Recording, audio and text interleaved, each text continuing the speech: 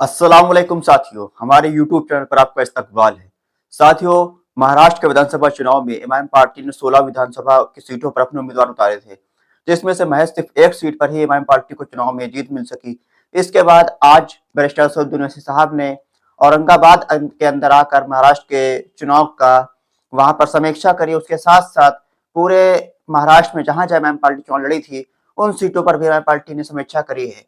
चुनाव के बाद असदुद्दीन ओवैसी साहब का ये पहला महाराष्ट्र के अंदर दौरा है और महाराष्ट्र के अंदर असदुद्दीन ओवैसी साहब ने सुबह 11 बजे औरंगाबाद के अंदर एक सभा लिया वहां पे कार्यकर्ताओं की। इसके साथ साथ आसपास के जिलों के कार्यकर्ता भी उस सभा के अंदर मौजूद थे। साथियों, अगर बात करें तो एआईएमआईएम पार्टी के परफॉर्मेंस को लेकर एआईएमआईएम पार्टी को किन लोगों ने नुकसान पहुंचाया कि एआईएमआईएम पार्टी सिर्फ एक सीट पर ही चुनाव जीत सकी, इस सब के बारे में आज हम बात करेंगे। उससे पहले हमारे चैनल को आपने सब्सक्राइब ना किया हो तो पहले हमारे चैनल को आप सब्सक्राइब कर ले। साथियों, अगर बात करें एआईएमआईएम पार्टी की जो यहाँ पर हार हुई है महाराष्ट्र के अंदर, एक तरह से देखा जाए तो वो क्यों हुई है, उसके पीछे कौन लोग थे, इस पर भी बैरिस्टर असदुद्दीन ओवैसी साहब ने आज खुलकर बात करी है और अपने भाषण में साफ साफ उन लोगों को गद्दार की उपाधि दी है। कहा कि ऐसे गद्दारों से हमको होशियार रहना है और ऐसे लोगों को हमें अपने साथ लेकर जुड़ना है जो चुनाव के वक्त हमारा साथ दे रहे थे और जो चुनाव के वक्त हमारे साथ गद्दारी का जिन्होंने करी है, उन पर कभी भरोसा नहीं करना है।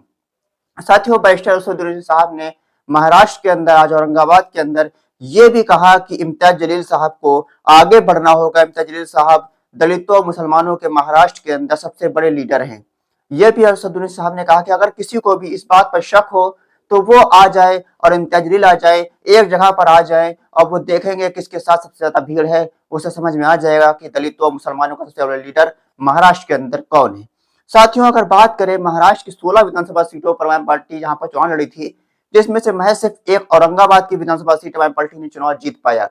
उसके बाद 5 विधानसभा सीट ऐसी थी जहां एमआईएम पार्टी दूसरे नंबर पर आई और 3 विधानसभा सीट ऐसी थी जहां एमआईएम पार्टी तीसरे नंबर पर आई। साथियों, एमआईएम पार्टी के हार के पीछे एक बड़ा कारण एमआईएम पार्टी के जो गद्दार हैं उन लोगों का भी माना जा रहा है। साथ ही साथ समाजवादी पार्टी का भी इसमें एक अहम रोल है एमआईएम पार्टी के प्रत्याशियों को चुनाव में नुकसान पहुंचाने के लिए, क्योंकि जहां जहां एमआईएम पार्टी मजबूत थी, जहां जहां एमआईएम पार्टी के मजबूत उम्मीदवार चुनाव लड़ रहे थे, उस जगह पर खास तौर पर समाजवादी पार्टी ने वहां पर अपने मुसलमान प्रत्याशी चुनाव में उतारे और न सिर्फ मुसलमान प्रत्याशी चुनाव में उतारे, साथ ही साथ एमआईएम पार्टी के तोड़कर कुछ लोगों को भी एमआईएम पार्टी के टिकट दिया। उनको एमआईएम पार्टी के अंदर नुकसान पहुंचाने के लिए, काम करने के लिए वहां पर टिकट दिया गया। साथियों, समाजवादी पार्टी एक ऐसी पार्टी है जिसको मुसलमानों के हितैषी बहुत से लोग मानते हैं। हालांकि मुसलमानों के हितैषी इस वक्त नहीं है, क्योंकि अखिलेश यादव जो जिस पार्टी के राष्ट्रीय अध्यक्ष हैं, उस अखिलेश यादव जब वो उत्तर प्रदेश के मुख्यमंत्री हुआ करते थे 2013 के अंदर, उस वक्त उत्तर प्रदेश के अंदर एक बहुत बड़ा मुजफ्फरनगर में दंगा होता है। उस दंगे को कंट्रोल करने के बजाय अखिलेश यादव सैफई के अंदर वहां पर एक प्रोग्राम के अंदर नाच देख रहे थे, ऐसा दावा किया जाता है। साथियों, यहां तक ही नहीं बल्कि जो उनके वालिद थे पूर्व मुख्यमंत्री मुलायम सिंह यादव ने 2017 के अंदर ये प्रेस कॉन्फ्रेंस करके साफ साफ कह दिया था कि हमारा बेटा अखिलेश यादव मुस्लिम विरोधी है। ये साफ साफ ऑन रिकॉर्ड है, प्रेस कॉन्फ्रेंस के अंदर मुलायम सिंह यादव ने ये बात कही थी। कोई बाप अपने बेटे के लिए इस तरह के अल्फाज क्यों इस्तेमाल करेगा? हालांकि इसमें कुछ ना कुछ सच्चाई तो जरूर होगी, इसलिए मुलायम सिंह यादव ने ऐसे लफ्जों का इस्तेमाल किया था उस वक्त पर। और ये बात भी कहावत है, मुलायम सिंह यादव और अखिलेश यादव के बीच एक कहावत बहुत ज्यादा फेमस है, जो बाप का नहीं हुआ तो वो आपका क्या होगा। ये कहावत अखिलेश यादव के ऊपर मारी जाती है क्योंकि उन्होंने अपने वालिद को पार्टी से दरकिनार कर दिया था, पूरी पार्टी को हाईजैक कर लिया था 2016 या 17 के अंदर, ऐसा इंसिडेंट हुआ था और फिर वो राष्ट्रीय अध्यक्ष पार्टी के बन गए थे।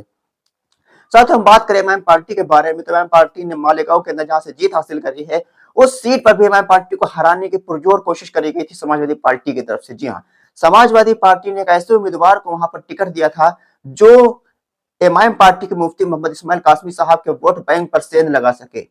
मुफ्ती मोहम्मद इस्माइल कासमी साहब का एक मजबूत वोट बैंक मालेगांव के अंदर है, उसके साथ साथ एमआईएम पार्टी का मजबूत वोट बैंक भी है। दोनों मिल जाते हैं तो यहाँ पर जी का कॉम्बिनेशन बहुत अच्छा बन जाता है।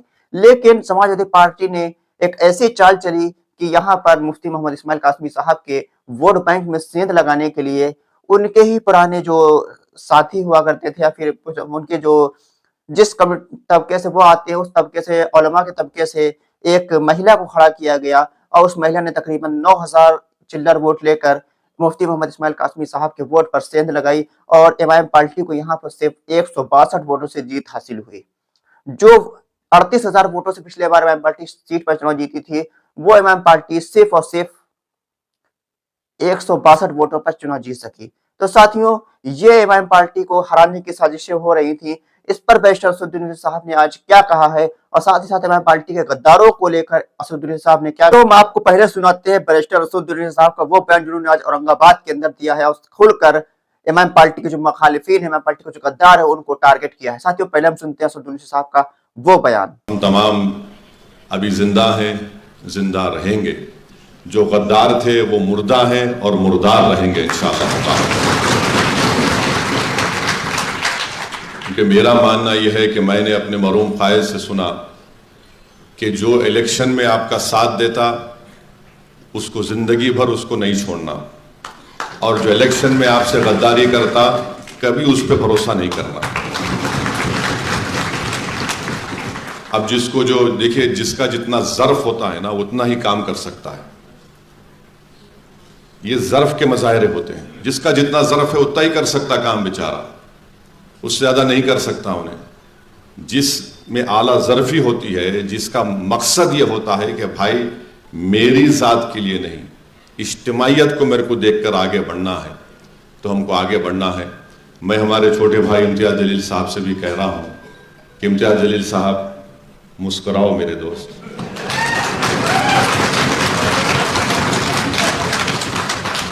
आप जब मुस्कुराते हैं तो माशाल्लाह अच्छा लगता है।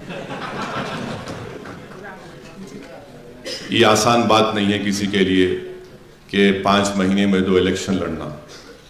नतीजा अलग बात है, इलेक्शन लड़ना एक कैंडिडेट के लिए मेरी नज़र में कम से कम 1.5 से 2 महीने लगते उसको इलेक्शन के उससे निकलने के लिए। मैं शुक्रिया अदा करता हूँ इम्तियाज़ जलील साहब का कि वो इलेक्शन लड़ने के लिए थोड़ा तज़बज़ब के आलम में थे। 50% तैयार थे, 50% तैयार नहीं थे। तो मुझे जाकर इम्तियाज़ जलील साहब को सख्ती से बोलना पड़ा कि आप लड़ेंगे। और मैं इनको ये बात कब बोला था, जब ये अपने कहा है उनका बेटा नालायक। तो सुना साथियों आपने किस तरह से बैरिस्टर असदुद्दीन साहब ने एमआईएम पार्टी के जो मुखालिफिन है, एमआईएम पार्टी से बगावत करने वालों पर खुलकर उन्होंने बोला है और कहा कि कभी भरोसा मत करना जो चुनाव के वक्त आपको धोखा देते हैं। साथियों, असदुद्दीन साहब औरंगाबाद महाराष्ट्र के बाद चुनाव के बाद पहली बार आए हैं और वहां पर भारी संख्या में एमआईएम पार्टी के कार्यकर्ता मौजूद थे, एमआईएम पार्टी के पदाधिकारी मौजूद थे। साथ ही साथ आज रात को एमआईएम पार्टी मालेगांव में भी एक जनसभा असदुद्दीन साहब संबोधित करेंगे। मालेगांव के अंदर भी बहुत बड़ा जलसा होने की इम्कान नजर आ रहे हैं मुफ्ती मोहम्मद इस्माइल कासमी साहब के जीत के खुशी में। साथियों, एमआईएम पार्टी से जुड़ी हुई तमाम जानकारी हासिल करने के लिए हमारे चैनल को आप सब्सक्राइब कर ले, वीडियो लाइक और शेयर करके कमेंट बॉक्स में अपनी राय को आप दे सकते हैं। खुदा हाफिज।